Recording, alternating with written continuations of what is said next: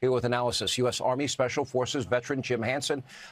Reading the tea leaves, listening to Donald Trump, I hear impatience growing. He's happy with the blockade. He sees that they are destroying Iran from within economically. However, he's not taking military options off the table. And knowing him as well as I do, I would think that probably it's more imminent than not.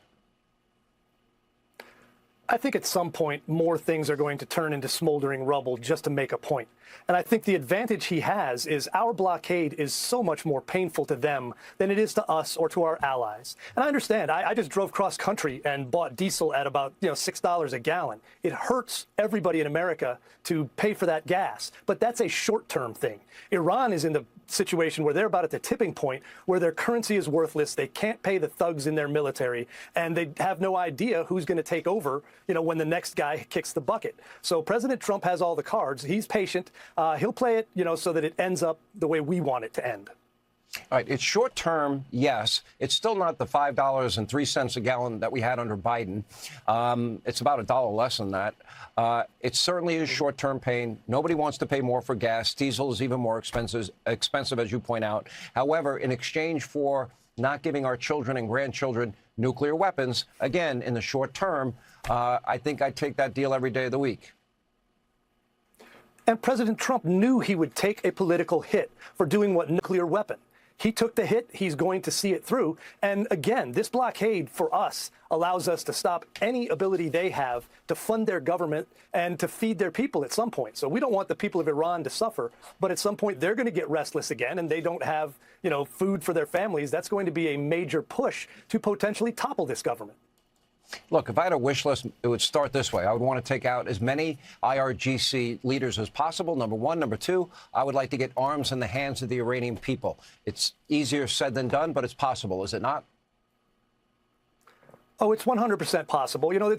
That's a fine knife edge you have to walk on to do that. Do it too early and it falls apart and people get killed for no reason. What President Trump has been doing is creating the conditions for the people of Iran to change their own government. It should never be a U.S. regime change, but 70% of the people there hate that government. So I think the conditions are very close to where they need to be, and the mullahs either have to make a deal now and accept the fact that they're never going to be a nuclear power, or they're never going to be a power of any kind. That's the alternative.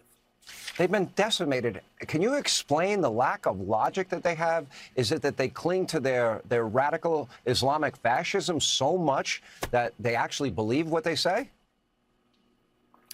They follow a strain of Islam called Twelver Shia, which believes they need an Armageddon-like event to bring the return of the 12th Imam could lead to the one thing that brings them paradise. And I think that's something that President Trump took into the calculation when he decided they are not a regime that we can trust with nuclear power and certainly not nuclear weapons.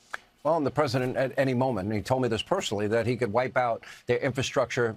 Probably would take less than 5 minutes. However, there would be such long-term consequences for the 90-plus million people in Iran.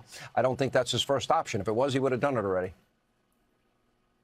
Yeah, and I think he's doing that, although I don't think some sort of display of pain, and it'll be calculated to hurt the regime as much as possible and shield the people to the extent he can, is imminent. But the main pain is coming from the fact that they can't sell their oil. They have no way to pay their troops. And if they don't get a way to get that oil out, they're going to have to stop pumping it, which will destroy their oil fields and oil wells for an indefinite period of time.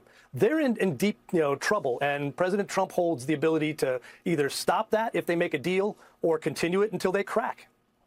Yeah, my patience is running thin with these people. And if they want more pain, they're going to get more pain. If that's what it takes, that's what will happen. Jim Hansen, thank you. Shooting evidence. Federal prosecutors have released a 6-minute video of Cole Thomas Allen, the suspect who allegedly tried to storm the White House Correspondents' Dinner to target President Trump. The footage shows the suspect checking out the venue a day prior and the moment he sprinted toward a security checkpoint. Pentagon budget clash.